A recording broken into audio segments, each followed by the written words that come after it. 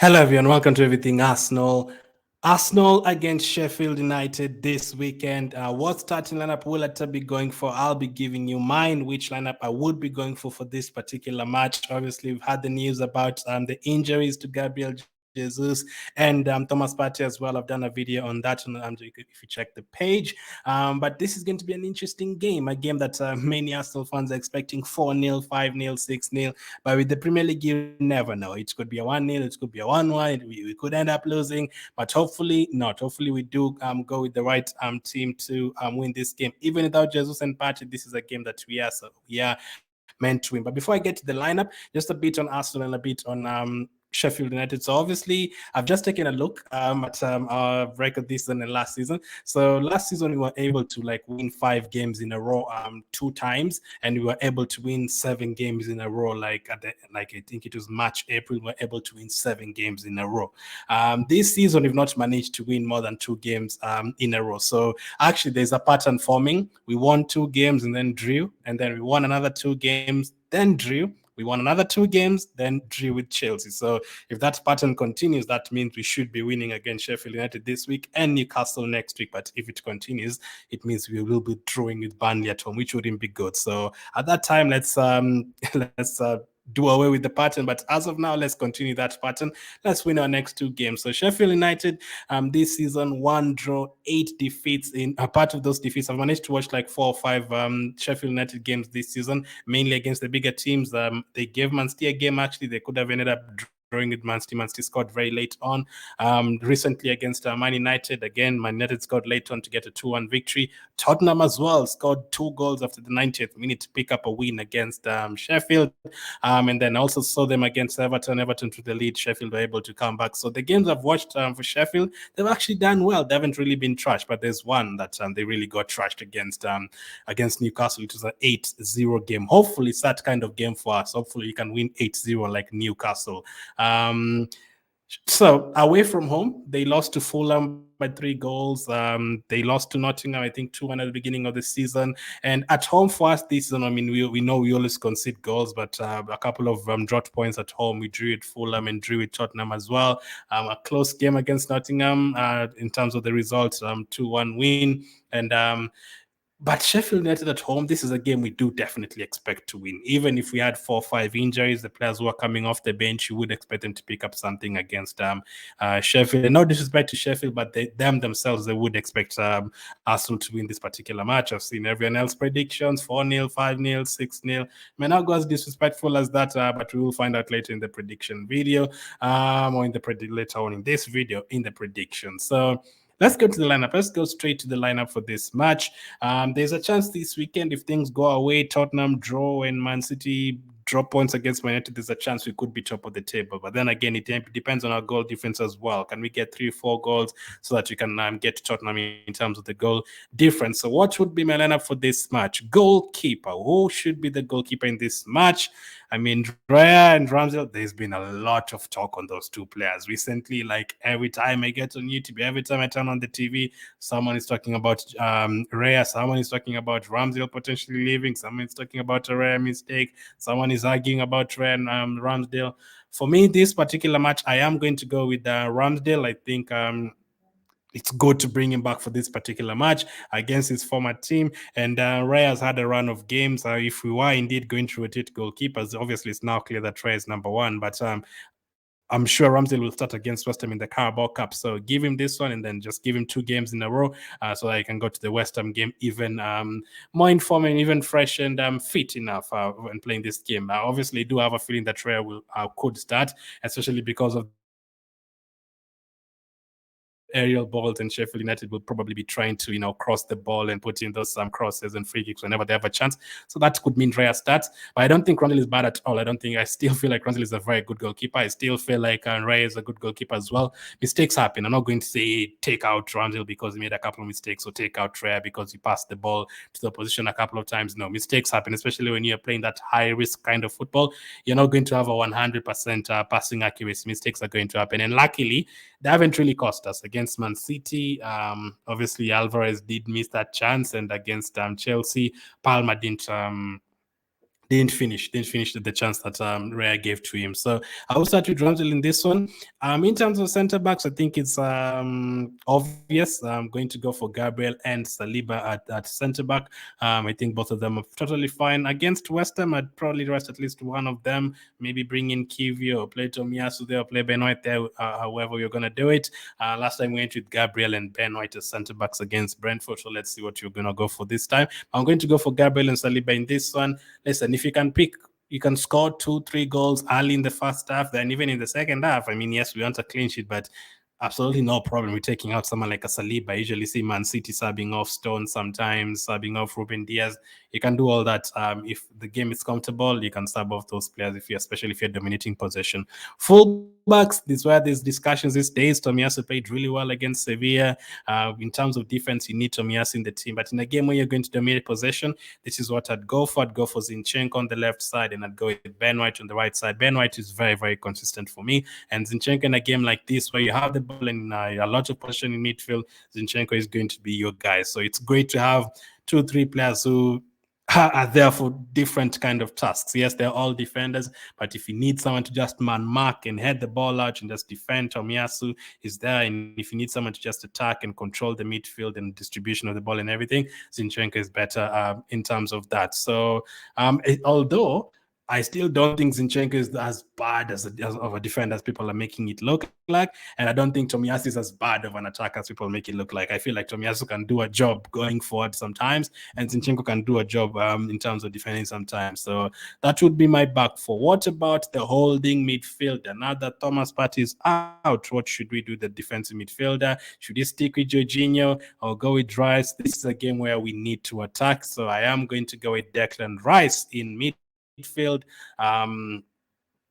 You only need that, especially because you're going to dominate possession. We don't need two holding midfielders there. Or Rice does not play as a holding midfielder and Jorginho is on the pitch. But in this one, I think Rice will be enough in this one. We don't need to slow down the possession. So you don't need Jorginho on the pitch for this particular game. We need a lot of attackers to try and open up that low block that Sheffield is going to play. So I'm going to go with Rice in midfield. That's self-explanatory.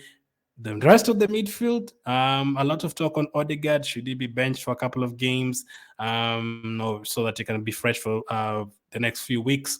He's played a lot of games, that is the truth, but he's not been on form for the last 2 games, 2 or 3 games, I would argue. What about Havertz? Does he come in for this one? What about Trossard? Smith Rowe, does he get a chance? Fabio Villa is now back. This would be my rest of the midfield.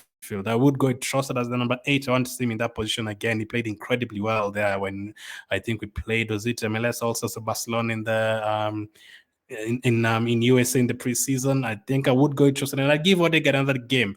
If he doesn't perform in this one, then there's a bit of concern. But I'm going, and again, this is another thing. I don't agree people saying Odegaard does not perform in big games.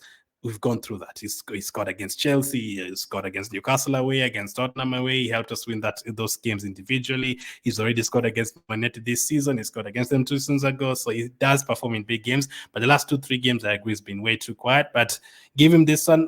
Let him boost his confidence. Play him next to Trossard and Rice. Maybe if we have more attackers on the pitch, it can open up the play. And defenders will not just be marking him. They will be also concerned about the other players. Wingers, this is who I would go for on the wing. I would go Saka and Martinelli. Martinelli just back from injury. Start him in this one. If we get a couple of early goals, then you can take him out.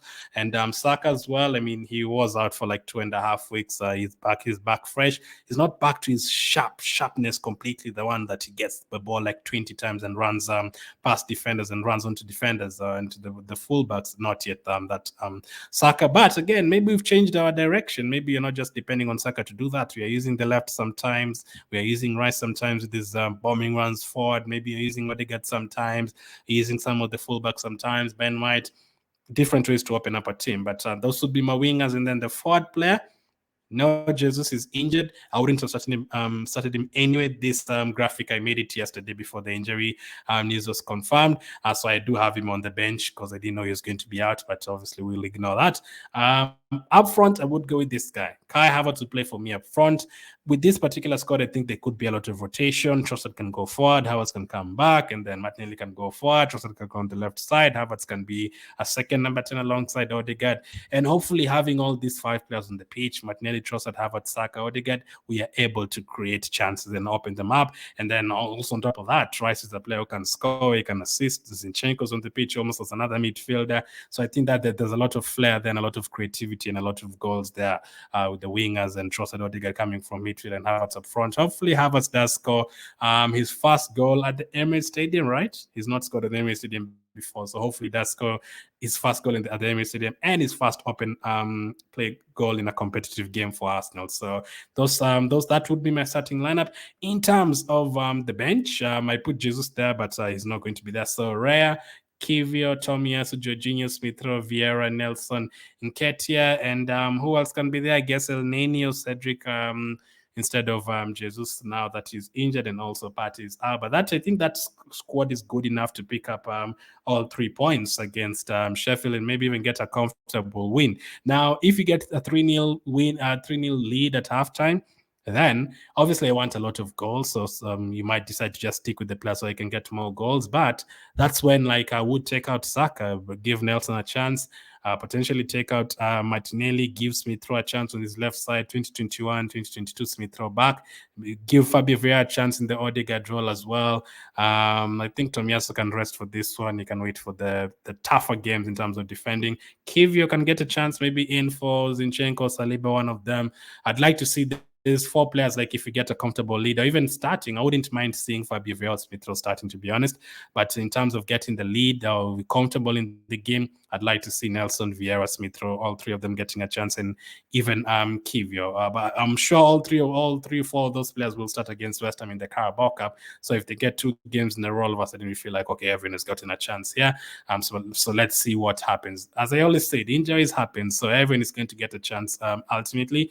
So hopefully they do take their chances. If you bring on Fabio Vieira, Smith-Rowe, start them, they can get an assist or goal and a good performance, and then we can start debating, okay, should Trossard or Fabio Vieira start, or should Odegaard or Havertz start? We need good performances like that. We need competition in the team. My prediction for the game coming up on the next section of this video. So let's take a look at what my predictions were last week. I went with Liverpool to beat Everton 3-1. It was a 2-0. I was close to that one. I got Wolves beating Bournemouth 2-1 spot on. I went to the Brentford to beat Burnley 3-0, or to beat Burnley 2-0, but it was 3-0.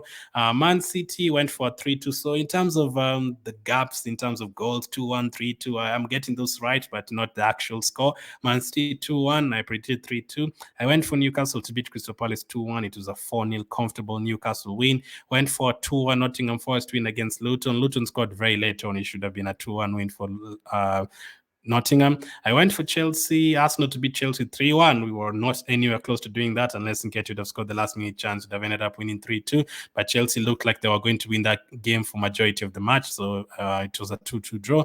I got my Sheffield United spot on 2-1. Aston Villa West Ham, I thought it was going to be a 2-2 draw. Aston Villa pumped them 4-1.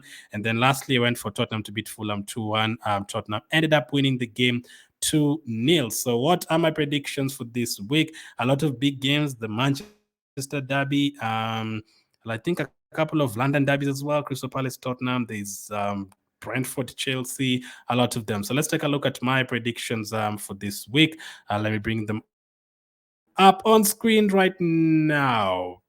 There you go. So I have gone for Tottenham to beat Crystal Palace 2-1. Unfortunately, hopefully they draw something so that we can go top of the table. I've gone for Chelsea to beat Brentford 2-1 as well. Bournemouth 1, Burnley 1, a big game for both teams. I've gone for Arsenal 5, Sheffield 0. I was being humble in the preview, but apparently I've gone for a 5-0 prediction over here.